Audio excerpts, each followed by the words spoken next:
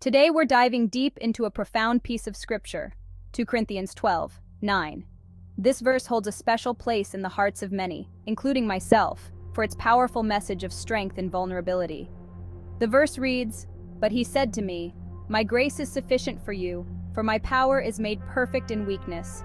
Therefore, I will boast all the more gladly about my weaknesses, so that Christ's power may rest on me.'"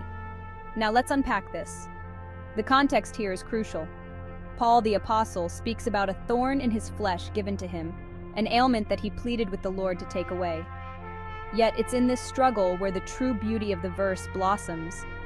My grace is sufficient for you. Imagine that. Sufficient. Not just a passing help or a temporary fix, but a complete, all-encompassing provision. Grace here is depicted not just as unmerited favor, but as the empowering presence of God, a support system that's enough, regardless of what we face. For my power is made perfect in weakness. Here's where it turns all our worldly ideals on their head. In a culture that celebrates strength, power, and self-sufficiency, this message stands out as a beacon of divine paradox. God's power shines brightest not in our triumphs, but in our failures. Not when we are strong, but when we are weak and reliant on Him. So when Paul says, "I will boast all the more gladly about my weaknesses," he's embracing his vulnerabilities. By doing so, he becomes a vessel for Christ's power. Each time we acknowledge our own weaknesses, we invite divine strength to manifest in our lives. What does this mean for us today?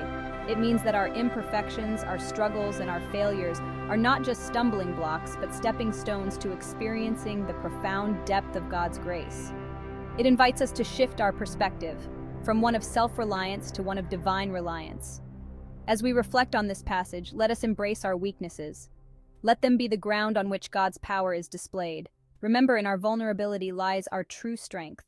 This scripture invites us to live not beyond our failings, but fully within the embrace of divine grace.